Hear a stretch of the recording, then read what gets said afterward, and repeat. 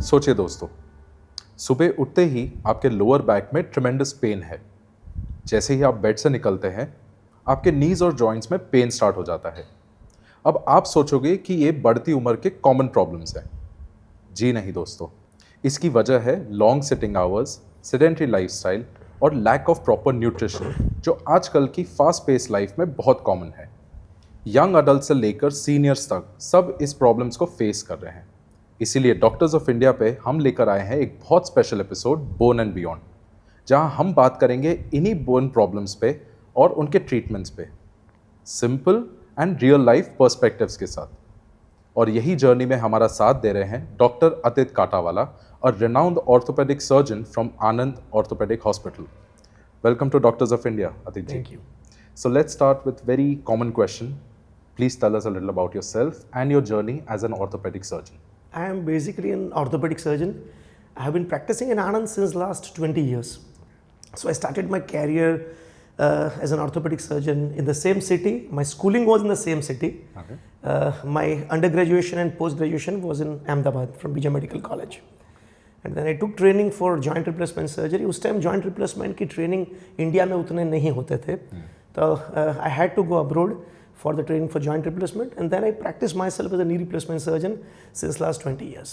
Okay. So, doctor, as you said that you studied abroad. After working in India for so long, what is that one problem or one difference that you see कि जो foreign में होता है और यहाँ पे नहीं होता? What is that very one? Actually, जब 20 साल पहले जब गया, उस टाइम क्या था कि उस टाइम यूएस में, यूके में, यूरोप में काफ़ी एडवांस्ड वर्क होता था, स्पेशली ऑर्थोपेडिक्स में। बट आज की तारीख में ऐसा नहीं है। द रीज़न वॉज कि उस टाइम इनोवेशन वगैरह सब वेस्ट में हुआ था, तो इंस्ट्रूमेंटेशन वगैरह बेटर उस टाइम उधर मिलते थे। In last 20 years everything has changed. Lot of Indian doctors have come up. Our engineering system has improved. So our engineers have come up with a lot of good instruments. New technology. So yes, new technology, lot of innovations is coming. तो इसलिए मुझे लगता है कि yesteryears और आज में उतनी difference नहीं रहा. The main difference is obviously the number of volume which our country has.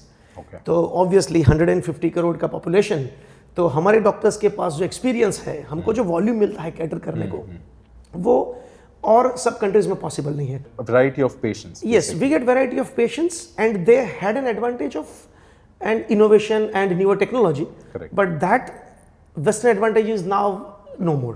It's no more. So I think अभी का अगर आप लास्ट 5-10 years का अगर सिनेरियो देखोगे, तो मुझे लगता है कि इंडियन डॉक्टर्स ने इनोवेशन में और सर्जिकल स्किल ट्रेनिंग में भी काफ़ी एडवांसमेंट कर दिया है। ओके, सो डॉक्टर, हम लोग अगर टेक्नोलॉजिकल एडवांसमेंट्स की बात करें तो what are the upcoming technologies जो इंडिया में काफ़ी अभी फेमस भी हो रहे हैं एंड डॉक्टर्स बहुत उसको प्रेफर भी कर रहे हैं? तो अगर टेक्नोलॉजिकल एडवांसमेंट्स की बात करें तो कोई भी मेडिकल फील्ड के अंदर टेक्नोलॉजिकल एडवांसमेंट दो तरीके से होते हैं। One is for the diagnostic part, right? So अगर आप एग्जांपल ले ले तो हमारे में डायग्नोसिस एंड एक्सरे, राइट? तो एक्सरे हम जो पहले निकालते थे, एक्सरे 20 साल पहले की बात कर रहा हूँ, तो एक फिल्म होता था, वो हमारे टेक्नीशियन, एक डार्क रूम होता है, डार्क रूम के अंदर एक लिक्विड होता है, उसके अंदर फिल्म डालेगा, फिर रेड कलर का लाइट होता है, उसमें देखेगा, and then they develop the film. Photography में जो करते थे वो सेम चीज होता था। And then we had seen a transition where then we had an CR system where computerised x-ray जो बोलते हैं, वो हो गया। अभी कंप्यूटराइज्ड एक्सरे के बाद अभी नया आ गया DR सिस्टम, डिजिटल एक्सरे। तो उसमें क्या होता है कि there is a plate, we just put a plate under an X-ray machine. जैसे ही एक्सरे फॉल होता है, वो प्लेट के ऊपर से ब्लूटूथ कनेक्टिविटी होता है कंप्यूटर के साथ। Instantly as you click the x-ray, within few seconds the screen के ऊपर the x-ray gets projected. Basically live feed हो जाता है। Yes, yes. And then what happens is कि the fast, it improves the speed of getting an x-ray. तो हमारा console अगर हम बैठे हैं इमरजेंसी पेशेंट्स के लिए बहुत ही यूजफुल है। यस, ट्रॉमा पेशेंट्स के अंदर बहुत यूजफुल है। Similarly CT scan, MRI, lot of innovations are coming up, specially with an advent of AI।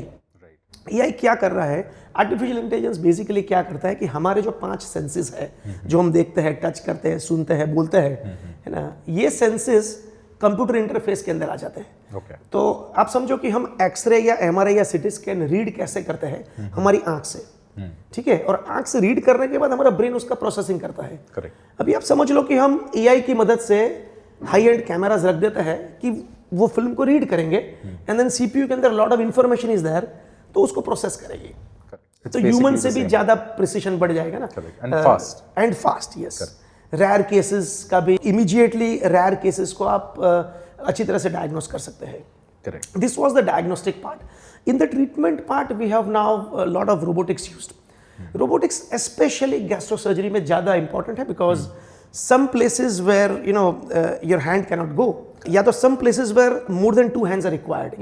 एक सर्जन के पास 2 हाथ है, 2 हाथ से वो मशीन से वर्क करता है। पर अगर आपको ऐसी जगह ऑपरेट करना है जहाँ आपको 3 या 4 जगह से उसको टारगेट करना है, एक जगह से थोड़ा ब्लीडिंग हो रहा है, एक जगह से मुझे स्यूचर करना है, तीसरी जगह से मुझे और कुछ करना है, तो robots are very useful. So lot many things going on at the same time, right?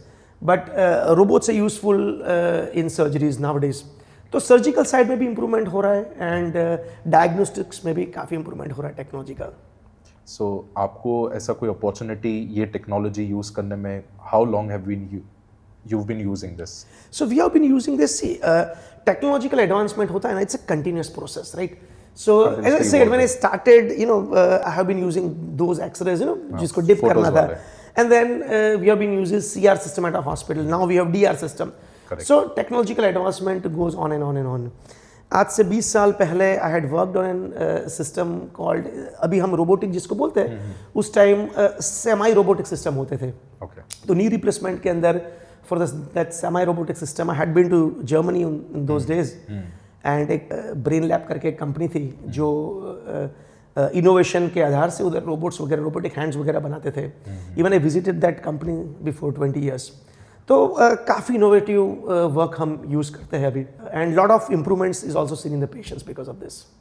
So basically ऐसा नहीं कि एक बार डॉक्टर बन जाओ तो हो जाता है, आपको कंटिन्यूसली इवॉल्व करते रहना पड़ता है। Being doctor is an absolutely innovative process. Innovative process अगर मैं आपको बताऊँ तो, अगर मैं मेरे हिस्ट्री में जाऊँगा तो आपको ताजुब होगा कि व्हेन आई आफ्टर एमबीबीएस के अंदर जब मैं घुसा ना, तो 12th के बाद हमारे टाइम क्या था कि मैथ्स और बायोलॉजी दोनों सब्जेक्ट्स पढ़ने होते थे। अभी तो क्या होगा, सिर्फ बायोलॉजी पढ़ते हो तो ही मेडिकल में मिल जाता है। I was basically math and physics guy, तो बट मार्क्स 12th में आ गए, और उस टाइम में तो medical was on the top, तो उस टाइम मेडिकल में एडमिशन ले लिया, but then the core interest was in math and physics. तो उतना core interest math and physics में था कि मेडिकल में आके तो लगा कि ये कहाँ फंस गए भाई। And then so in an alternate universe शायद डॉक्टर अतित काटा वाले एक फिजिसिस्ट होते हैं, राइट? Yes. एक सर्जन नहीं होते हैं। Yes and to an extent कि even I love reading GK books also, to an extent कि फर्स्ट सेकंड एमबीबीएस में तो मैंने सोचा था कि आईएएस की भी एग्जाम दूंगा करके। तो बट आपने जो चेंज का बात किया, तो उसके संदर्भ में बोल रहा हूँ कि ये इतना एवर चेंजिंग फील्ड है कि फिजिक्स और मैथ्स का कोर इंटरेस्ट होने के बावजूद जब एमबीबीएस खत्म किया और जब ऑर्थोपेडिक्स में लिया, तब पता चला कि orthopaedics is 90% of biophysics, and very less of biology. Because we always deal with the bones and Correct. all the cuts and fracture fixation screws and all those things. So it's more of an biomechanics thing. Correct. So again वो change होता है। आपका interest का ही आ गया। Yes. Similarly कोई भी branch आप पकड़ लो, तो इनोवेशन इतना डेवलप होता है कि अगर आप सेम नॉलेज आज से जो 30 साल पहले का था वो पकड़ के बैठोगे तो इम्पॉसिबल है। It's an ever changing field, just like all most of the other fields. Because आज के टाइम पे आप देखोगे तो नई नई बीमारी आए जा रही है, right? Every day there are new patients with new problems and new diseases, right? So आपका पॉइंट बहुत करेक्ट है कि that you have to keep evolving, otherwise it does not work. So what are those common problems that lately you faced, कि like ये तो नई चीज़ है, पहले तो ऐसा था नहीं ये कभी? सी फर्स्ट ऑफ ऑल हमको विल हैव टू अंडरस्टैंड कि ये नए प्रॉब्लम्स क्यों आते हैं। तो first thing I would tell is कि जब हम आज़ाद हुए 1947 में, तब हमारी life expectancy was not this much, right? तो हमारा लाइफ एक्सपेक्टेंसी काफ़ी कम था। Average person used to live for around what 55-60 years of age. अभी इंडिया का लाइफ एक्सपेक्टेंसी 70 to 80 ईयर्स के बीच में हो गया है। अभी ये लाइफ एक्सपेक्टेंसी क्यों बढ़ा? Because of innovation in medicine, lot of new medicine have come up, and because of that antibiotics आए इन्फेक्शंस के लिए। पहले एंटीबायोटिक्स भी नहीं थे तो लोग इन्फेक्शन में मर जाते थे, काफ़ी मर जाते। अभी तो वो सब खैर है भी नहीं। तो उनके कारण हमारा लाइफ एक्सपेक्टेंसी बढ़ा। लाइफ एक्सपेक्टेंसी जैसे ही बढ़ता है वैसे ओल्ड एज के अंदर जो डिजीज होते हैं वो हमको दिखने को मिलते हैं। करेक्ट। तो लाइक पहले भी अगर कोई बंदा 80 साल जीता तो पहले भी उसको नी का आर्थराइटिस हो जाता है ये यू नो, बट पहले एवरेज लाइफ एक्सपेक्टेंसी ही उतना नहीं था। करेक्ट।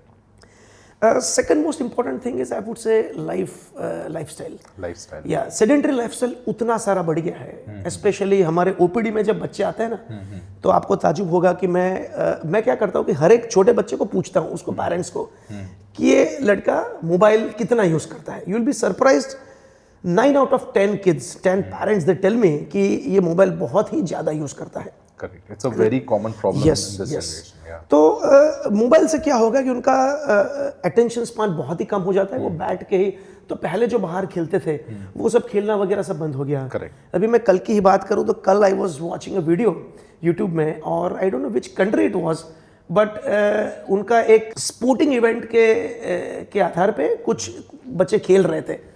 तो बच्चों के वो कंट्री के अंदर एक स्पोर्टिंग इवेंट था, एंड विल बी सरप्राइज वो स्पोर्टिंग इवेंट क्या होगा। That sporting event was gilli danda. Gilli danda.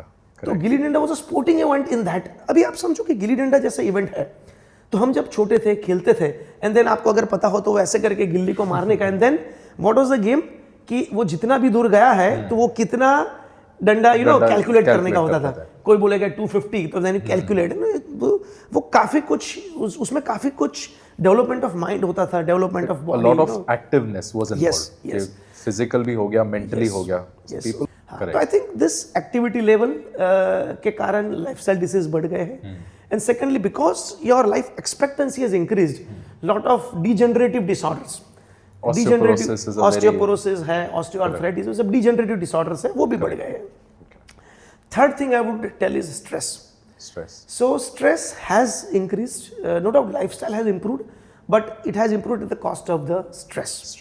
So osteoporosis का आपने बात किया, तो osteoporosis बेसिकली क्या है? Yes, तो बेसिकली osteoporosis क्या होता है कि बॉडी के अंदर जो बोन्स है, बोन्स के अंदर एक हार्मोन है, वो कैल्शियम को ब्लड में से बोन्स में डालता है कंटिन्यूअसली, बोन्स में से ब्लड में लाता है।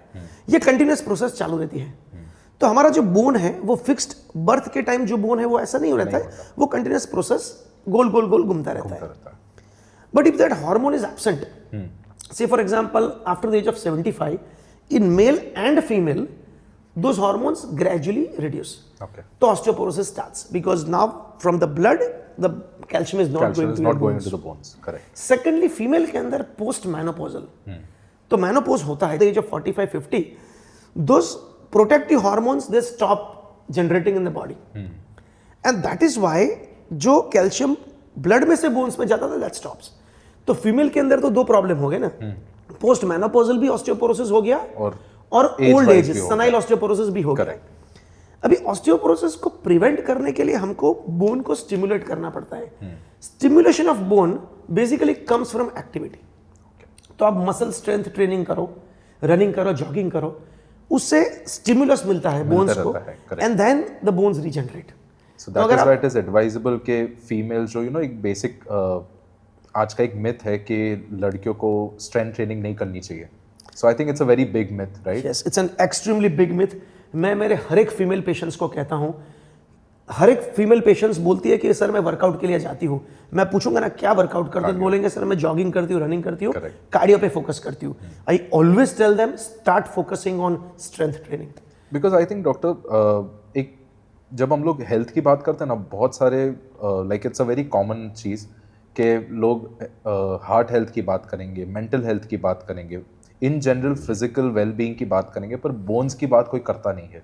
So as you very correctly pointed out कि आपका स्ट्रेस लेवल्स भी आपके बोन्स को अफेक्ट करता है और लॉन्ग रन में काफ़ी प्रॉब्लम्स हो जाती है। सो आई थिंक ये अवेयरनेस भी बहुत इंपॉर्टेंट है। Yes, and it's important for people to understand कि mental health, bone health, everything goes hand to hand.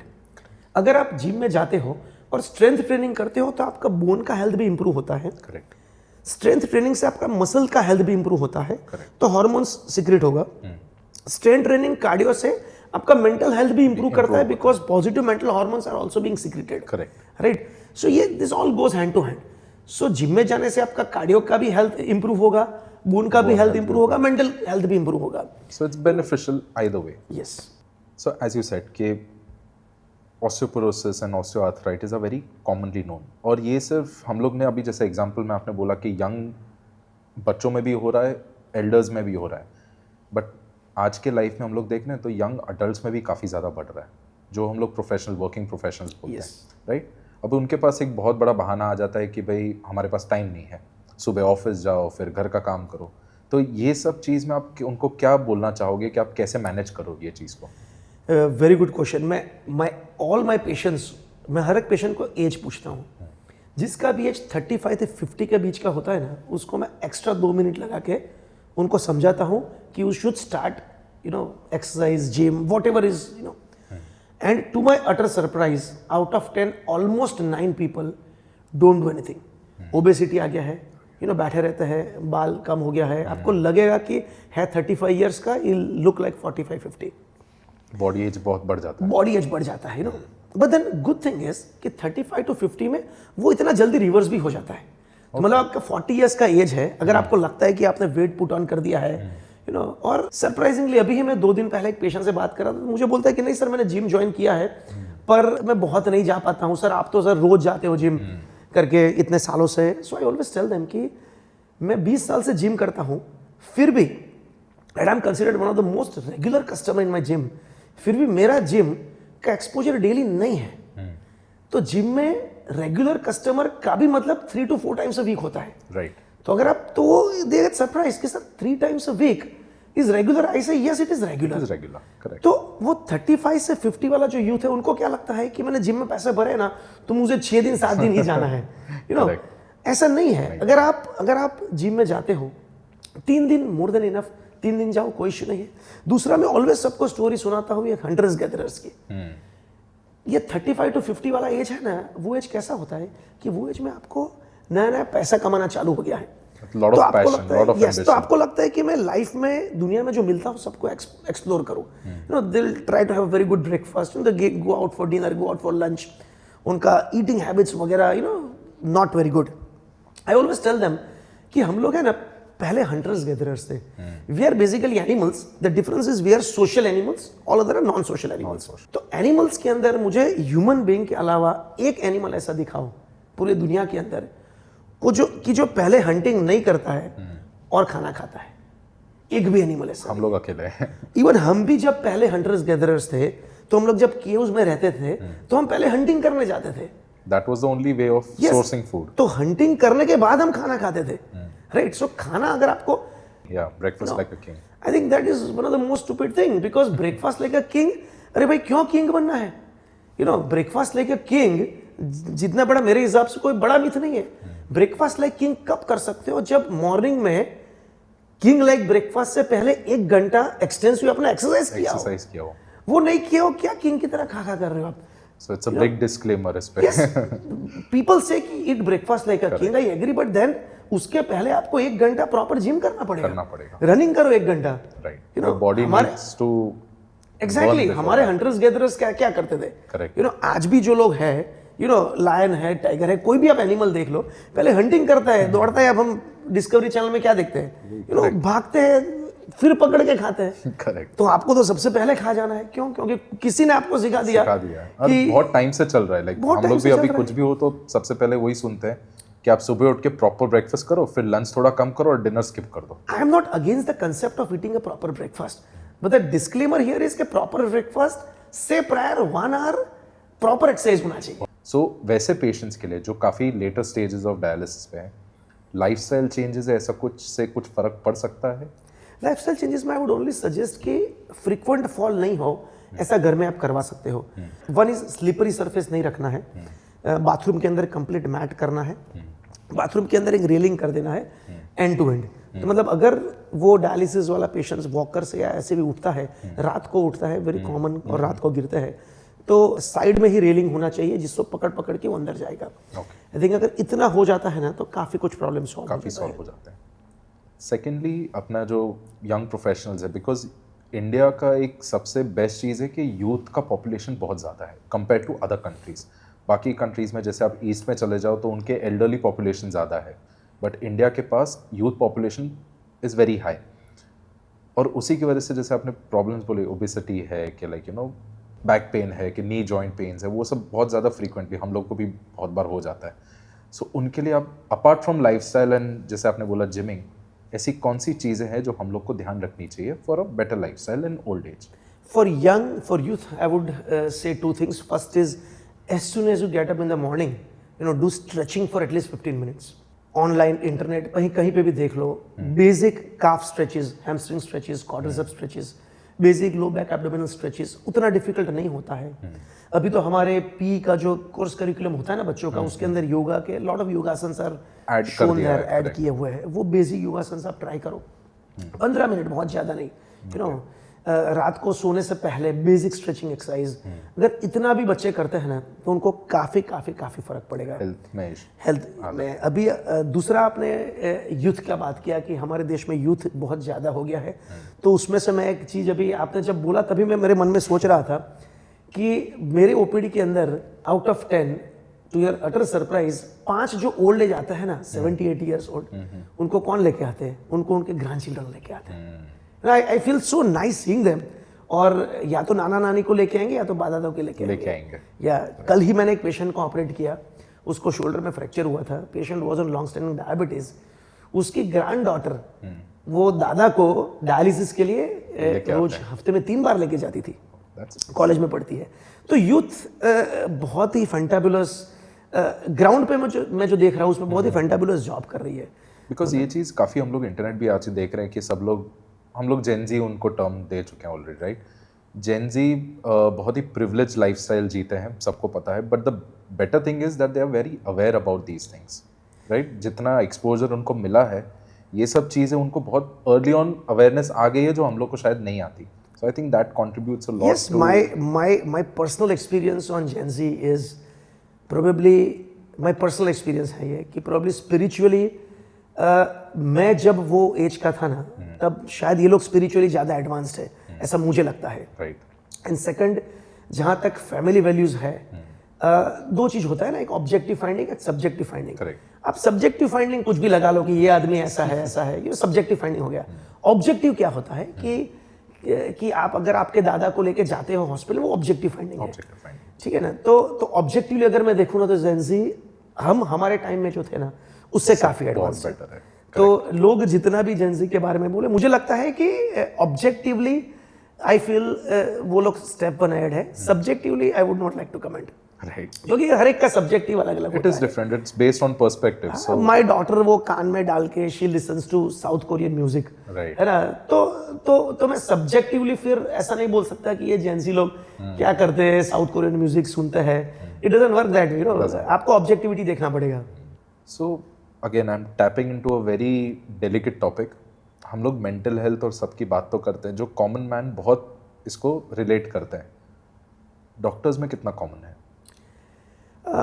Doctors में मेंटल हेल्थ के इश्यूज भी बहुत है, because it's a very tough life, that because it is very stressful job है, studies काफ़ी लंबा है, काफ़ी लॉन्ग है, प्लस मुझे लगता है कि डॉक्टर्स के अंदर शायद मेंटल हेल्थ के इंसिडेंस या प्रिवलेंस समाज से हमको ज़्यादा पता भी चलता है, बिकॉज वो मेडिकल फील्ड से it's align to the medical field.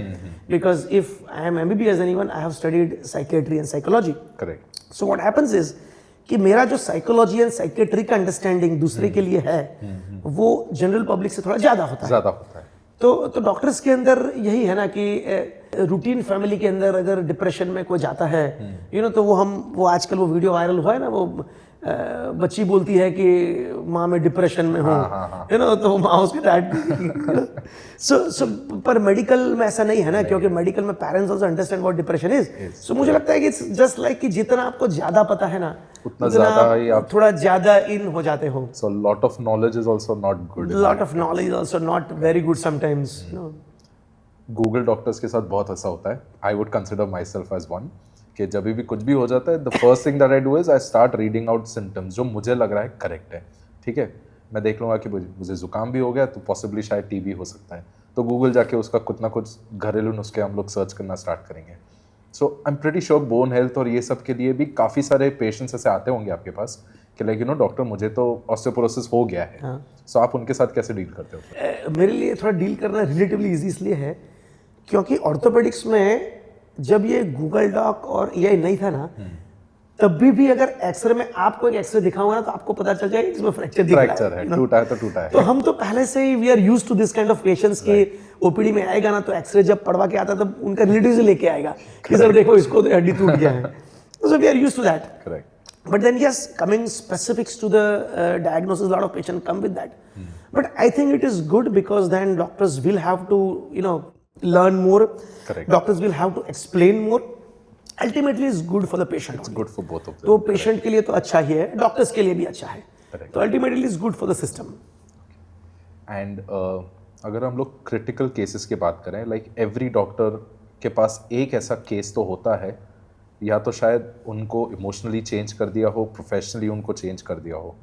सो आपके केस में स्पेसिफिक ऐसा कोई trauma case which was like a very big change for you?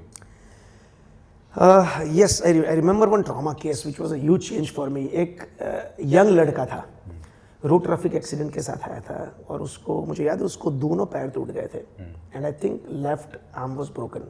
Even I was bit कि यार ये क्या हो गया आपके साथ करके। You were surprised at that? या बिकॉज हमको भी कभी-कभी लगता है ना, doctors also get emotional sometimes, तो हमको भी लगता है कि यार उसका मुझे याद है उसका आई थिंक कॉलेज खत्म होने वाला था and probably he was to go to US for post graduation, या तो उसका कुछ जॉब लगने वाला था। वो फेज में उसको ये सब हुआ था और उसका इसमें 1 साल बिगड़ने वाला था। Family members were bit depressed, even I was, मैं राउंड में जाता था तो मुझे थोड़ा अंदर से खराब लगता था। Young boy to my utter surprise, मैं जब भी राउंड में जाऊंगा ना तो सुबह सबसे पहले वो मुझे पूछेगा कि हाय डॉग हाउ आर यू। तो आई गॉट सरप्राइज कि यार, तो मैं उसको पूछा यार तू मुझे पूछ रहा है, मैं डॉक्टर हूं, मुझे पूछना चाहिए। हाँ, तो बोलता है नहीं सर, तो स्पिरिचुअली उतना एनहेंस लड़का था ना, बोलता है नहीं सर, जो हमारे नसीब में लिखा होता है ना वही होता है। सर अगर मेरे नसीब के अंदर सर अगर एक्स्ट्रा एजुकेशन या एक्स्ट्रा, वो एंटरप्रेन्योर था, बोला एक्स्ट्रा एंटरप्रेन्योरशिप स्किल्स है ना तो वो रहने ही वाला है, वो कहीं नहीं जाने वाला है। सर 1 साल लेट, शायद भगवान ने ऐसा कुछ किया होगा कि वो 1 साल लेट करने से मेरा प्रोग्रेस ज्यादा होगा। आई मीन, वो सो पॉजिटिव। तो कभी-कभी ऐसे पॉजिटिव पेशेंट्स भी हमको मिलता है और हमारा पूरा पर्सपेक्टिव चेंज हो जाता है, राइट? कि सच यंग पीपल के पास भी इतना स्पिरिचुअल एक्सपीरियंस होता है जिनसे हम लोग बहुत कुछ सीख सकते हैं। And after that I almost, उसके बाद मैंने तय किया कि किसी भी पेशेंट के साथ कभी भी नेगेटिव बात नहीं करने का, बिकॉज ऑलरेडी वो लोग नेगेटिव होके आते हैं। अगर आप उनको इंस्पायर नहीं कर सकते तो कोई बात नहीं, पर एटलीस्ट नेगेटिव बात तो मत करो। होप बहुत इंपॉर्टेंट होती है इस चीज में। Yes, correct. So doctor, we'll play a quick rapid fire round, okay, जिसमें आपको 1 word 1 liner आंसर्स देने, ठीक है? So we'll just have like 4 to 5 questions. So let's start with के जॉइंट रिप्लेसमेंट्स के लिए बेस्ट एज क्या होती है? More than 60। ओके। जॉइंट्स के लिए सबसे हार्मफुल हैबिट्स कौन सी है? Squatting and cross leg sitting. Okay. सबसे ज़्यादा इग्नोर्ड ऑर्थोपेडिक सिम्टम्स कौन से होते हैं? Low back pain. Low back pain. Elderly patients में सबसे कॉमन ऑर्थोपेडिक सर्जरी कौन सी होती है? फ्रैक्चर्ड नेक ऑफ फीमर, मतलब हिप का बॉल जो होता है ना वो टूट जाता है। Okay. So is it based on trauma के? No, it's a trivial trauma. So what happens, it's basically because of osteoporosis. Okay. As I said, कि post menopausal in female and senile, age induced in male and female both. Okay. So more than 75 years of age, already old age का osteoporosis है। As I said कि our life expectancy has increased, so हर एक घर के अंदर 75-80 साल के लोग होते हैं। Correct. And then ये सब लोगों को रात को frequency of micturition is very high, तो वो लोग रात को 2-3 बार यूरिन के लिए जाते हैं। मेल में प्रोस्टेट वगैरह का प्रॉब्लम होगा।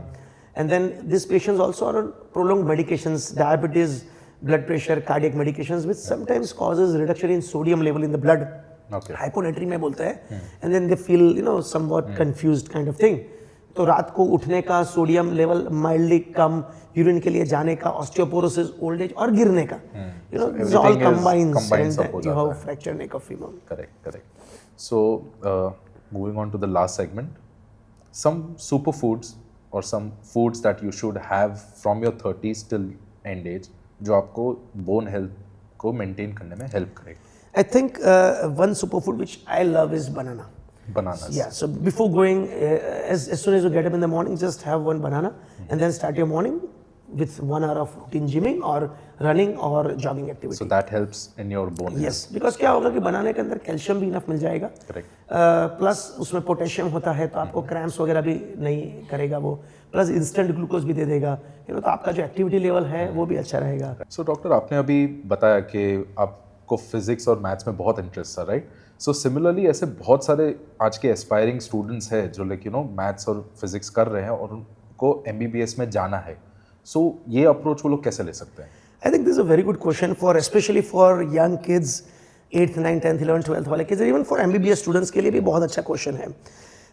मैंने तो ये लाइव एक्सपीरियंस किया है, इसलिए मैं आपको बता सकता हूँ कि अगर आपको मैथ और फिजिक्स में इंटरेस्ट है तो मेडिसिन के अंदर एक बहुत अच्छा ब्रांच है which is orthopaedics, because orthopaedics is all about physics, biophysics, biomechanics, तो मटेरियल साइंसेस. हम जो इम्प्लांट्स यूज करते हैं वो मटेरियल है. तो I have seen labs in Europe के जो मटेरियल साइंसेस के ऊपर जो स्टडी करते हैं, यंग्स मॉड्यूलस ऑफ इलास्टिसिटी वगैरह, काफ़ी कोई कंसेप्ट्स, काफ़ी ज़्यादा कंसेप्ट्स है मटेरियल साइंसेस के. Lot of material innovations are being happening in our country and abroad also. तो आई थिंक जिन लोग को मैथ्स और फिजिक्स लवर्स है, अगर मेडिसिन परस्यू करना है तो orthopaedics is one of the greatest branch. It is the greatest branch for this. Yes, yes. Correct. So doctor, thank you so much for such a meaningful conversation with us. और आपने इतने complex bone problems को इतनी simply तरीके से बता दिया. ठीक है, so thank you so much. इसी के साथ हम कंक्लूड करते हैं एक और स्पेशल एपिसोड. मिलते हैं नेक्स्ट एपिसोड में एक नए एक्सपर्ट के साथ, एक नए मीनिंगफुल कॉन्वर्जेशन के साथ, सिर्फ डॉक्टर्स ऑफ इंडिया पे. Thank you so much.